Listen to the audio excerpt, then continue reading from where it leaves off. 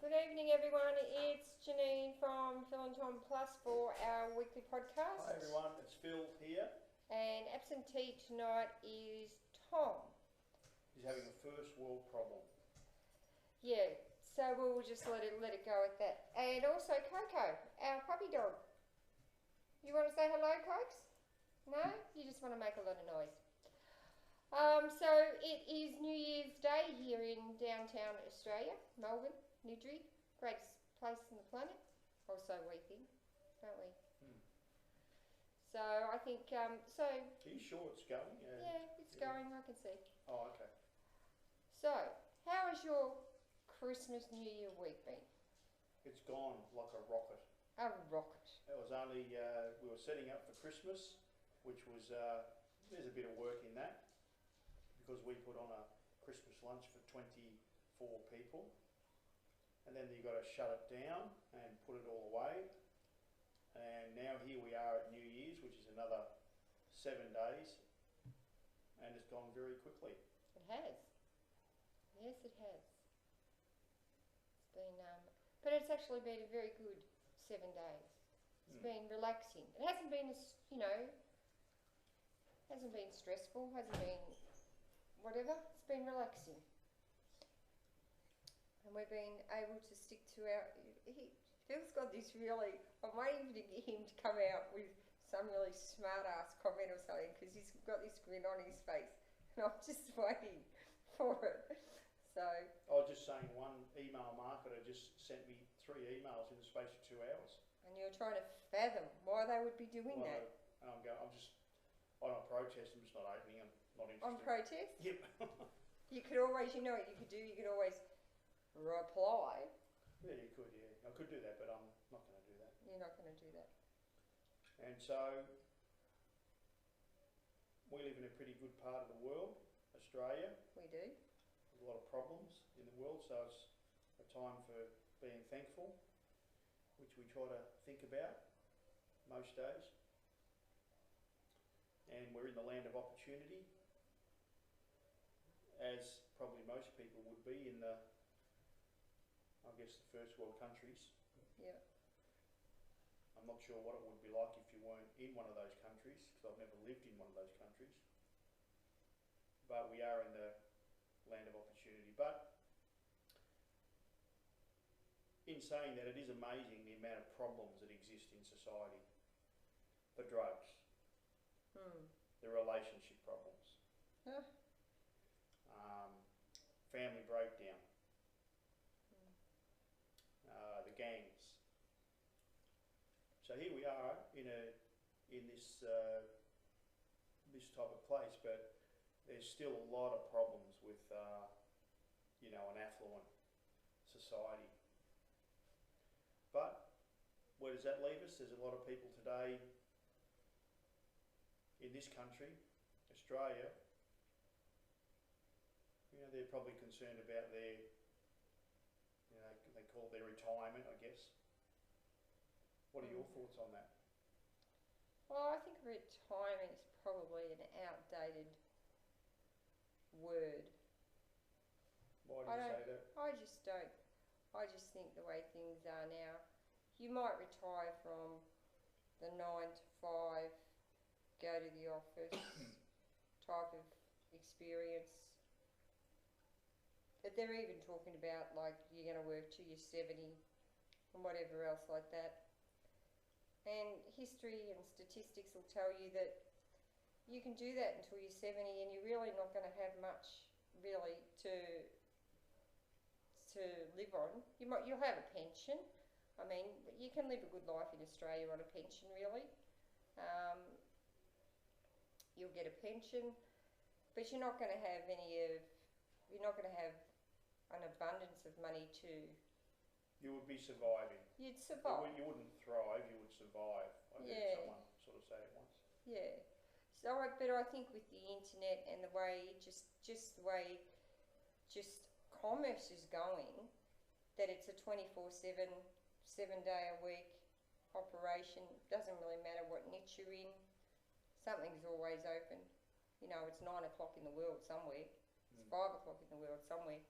So the opportunity is if you can get around your head, get it into your head, or get around that whole internet thing that, you know, you can sit at home and make some money. Now, some money to some people is 50,000. Some people say, well, you know, I wouldn't do it unless I was bringing in 500,000. And I suppose that the question is, what do you want? What do you want to live on? Well, we had an event a couple of days ago with our brother-in-law, and he's an Ironman and does marathons and started off doing fun runs and stuff like that.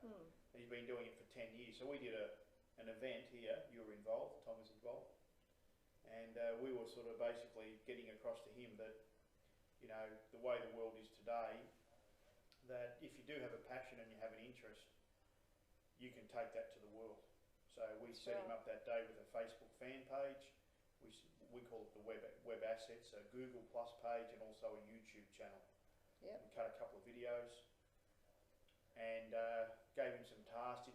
Showed him how the fundamentals of keyword research and the fundamentals of, you know, doing some videos. So the idea there is that this is the seeds of a business that's been launched from his interest, from his passion, which is health and fitness, which is like doing Ironman events, marathons. So if you do have an interest out there, then you know, maybe it's something that you can develop a business out of. Yeah. Yeah. But I thought it was interesting that that he said one of the things that he said he would like to do is not so much, you know, of course, because he does the triathlons or Ironmans, not that I really quite understand all of it, that he would like to help someone, even if it's do a 5k fun run, like, you know, just get for the fitness, for the health side of things, just to get people interested in doing something different and just living a healthier life. You know, so that giving back, if you're giving back and you're giving value, people appreciate it, don't they? Well, it is a way of being able to give back on the internet, a way to be able to teach other people, because the internet, of course, is global, and it's pretty well in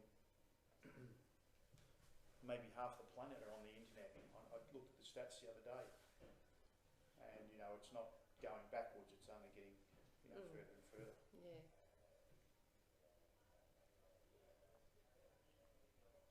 Sorry everybody, was just having a sip of water there. Yeah, we're right for time. Now, on the other side of the coin, we were talking today, or you were talking to our daughter and her partner, and of course they're at the other end of the spectrum, and they're starting out their life, and they're, you know, looking to build a house, and looking to, you know, budget and get a start, really. Oh yeah, and it's, you know what, it's hard to remember. I mean, even though it's not that long ago, it's hard to remember that feeling, the trepidation of, you know, can you afford it, can't you afford it, are we doing the right thing, which way to go. I don't think we felt like that. No, I don't think we did. Because we weren't building a mansion. True. We basically bought a dog box, and we're still living in it. Yeah, We've just improved it. Yes. We bought for the location and love the location. Yeah, we bought for the location with the ideas of, you know, these home renovations. You know, if anyone asked me now, I would say to them, don't renovate. Don't renovate. Because you know what? You never finish. Ever. I don't know anyone that's renovated that is ever finished. Oh, I don't know about that. Who finished? I think it's just you know, us. We you know, I don't want to beat ourselves up. We, you know, have added some nice things, but it's something nice about not getting bent out of shape over what I call the little things. What do they call it? Don't sweat the small stuff. So they're getting a start, but the thing is, for the new person that's, you know, they could be 25 years of age, and I say to my daughter, I say, well, you know, it's very challenging financially, the landscape, as the years roll on, and if you want to have a family.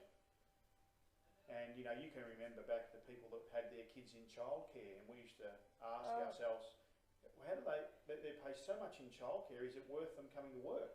Or maybe they're coming to work for the social aspect because they're really partly working for not very much money because most of it's going in childcare.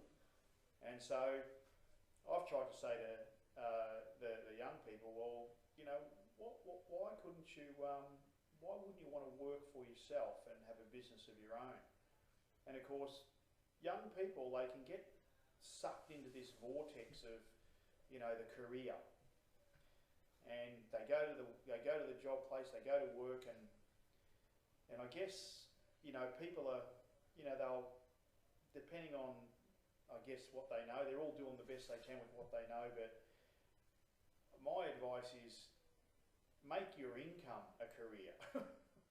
You know, make your income a career, and don't sort of put a limit on it in a sense, and be open to six figures and beyond. And that can be very challenging when you're just trying to find your own level of confidence.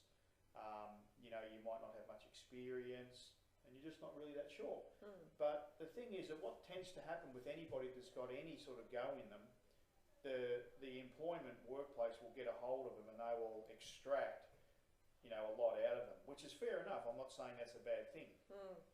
But the question you have to ask yourself is, which I said to my daughter the other night, are you prepared to work as hard for yourself as you are for your boss? And if you're not, fine. You know, you have to suffer the consequences. And what the consequences are, it's very difficult to get ahead because of taxation, inflation, and just the way the system's designed. So I think that's a fair question. Are you prepared to work as hard for yourself as you are for your boss?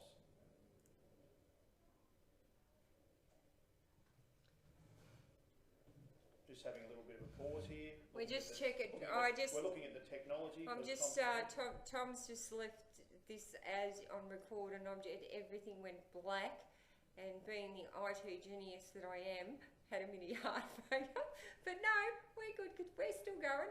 The clock's still ticking over. So yeah. So I think that's it's an interesting question, because the thing that I thought about, well, it's 20 years ago probably, but it was, you know, that everybody is going to put their effort into something. We all are. We're all going to put our effort into something. And it takes as much effort to put together or work on a big project as it does on a little project. So a lot of people do little things. They're just little things. And they spend so much time in entertainment. You know what would be interesting to see, if you had someone that, like, whether it be, I'm just trying to think, whether it be television or whether it be getting on the internet, but not for a business person. If you took an hour a day, if you were one of these people, because people, like, they get on Facebook and they can be on Facebook for hours and hours. No, that's true. And if you just took 1 hour out of that Facebook time, or took 1 hour from a television program that you watch that you probably really don't enjoy, that you're probably not gonna, you know, have this meltdown that if you don't watch it, you don't care if you see it. If you took that hour and you just applied 1 hour to actually working for yourself and building yourself, it'd be amazing how far you would get in a year. It would. Well, you're talking about 7 hours a week. It was an hour a day. And that's really the starting point. And what we're alluding to is, you know, are you prepared to work as hard for yourself as you are for your boss? And then the idea that it takes as much time to work on a big project, meaning we're projecting the idea of thinking that why shouldn't you be able to make six figures? And then we're coming up with a time frame, an hour a day, which could be 7 days a week. 7 hours a week rather. And that's a starting point. That's a starting point for a wealth creation program. Yes. That's what it's about. And it starts in your own personal development, and a lot of it's just getting your head right and being able to think. You need to say that again so people understand. Wealth creation program. Creation meaning you're building something for yourself. It is not something that you can pick up somebody else has done. It is something you have to build yourself. So it is not overnight. It is not next week. It takes time. Well, you look at any, it doesn't matter if you look at any. I'm thinking of, I could think of a couple of stories. Harrison Ford, and he got his break in, what was the movie he got his break in? When did he first break out? Indiana Jones? No, it was before that. It was Star Wars, and Harrison Ford was like that big bear. It looked like a big bear to me. And people said to him, he got a bit of a break after that, and said, now he was about, I think he was about 40 years of age, and they said, wow, look at Harrison Ford, overnight success. And it was a classic story, and it's just one of many. But he said, well, I've been doing this, I've been chipping away at this, the acting, for about 15 years. Yeah. What about that? We'll look at that. There was a guy, there was an internet marketer recently, and I don't know, I read a post, and he's quite successful today, but he basically said it took him 12 years to make $1. Yeah, online. He said he'd been in the industry 19 years, and it took him 12 years before he made any money. But he persisted. Yeah. And I mean, obviously, he had to find his niche, and he had to find his way and everything else like that. But he obviously had, again, I don't know, some people don't like this word, he had a dream, desire, a goal. He had something in front of him, and he was willing to, put that time and that effort in. And obviously over 12 years with little reward, but, he had the big picture thinking, and, that's what he wanted to go for. Some people just can't take that. Well, my argument to people is that if you do have designs on making a high income, let's say 6 figures plus, then, and you know that you're not going to get that doing what you're doing in your current business or your current job, then the internet's a great place, because it can actually, it's designed to create that income. Yeah. But you do have to learn some new skills, which brings us up to another question, of course. Everything leads to a question, and that question is, you might ask yourself, what skills, do I need to learn that will make me the most amount of money in the shortest amount of time? And so when you look at internet skills, I mean, we have skills in email marketing and content marketing and video marketing, affiliate marketing, and personal branding marketing. These are sort of some of the skills that we've learned over the last couple of years, and they're very valuable skills. And that's one of the problems or the conundrums of the internet or the online world, is there's a lot of hype in the industry, and I guess it can get you started. We got started on that hype, but in the end, it really comes back to a common sense approach. It comes back to the fact that, look, it's there's a real business there to be built, and yes, you do need to put some time and effort in, and there's some really great skills, that you can learn. So, and look, if you look at it only took one person to have the idea, and then enroll another person, and then now that we're a team of 3, looking at a team of 4, potentially. And so that's a good thing. It means that because the internet can carry, a sizable income, and it is designed, and it's good if there's more people's better. But again, that creates another problem in terms of each person working together, and your costs can get out of control as well. So, we've been through that, and I guess I'd just say to most people, if you want to, get started, then on our website, what's something someone could start with? They could start with, I'm thinking there's a little ebook called I Am Revolution, Internet Marketing Revolution, which that was one of the things we started on. It does cost $10, but that's the same as a pizza or attached lotto ticket or a lotto ticket, and that there is something that people could spend the next 6 months just you're just looking at that stuff, going over it, and that would be a great thing for them to do, because it explains the fundamentals of how this type of business works. So that's it from me. I hope you got something out of that. If you did, certainly leave a comment under the Okay, goodbye everybody, and as Phil mentioned, the I Am Revolution book, I will put a link to that at the bottom of the podcast, and you all have a good week, and we will talk to you next week. Bye. Keep safe.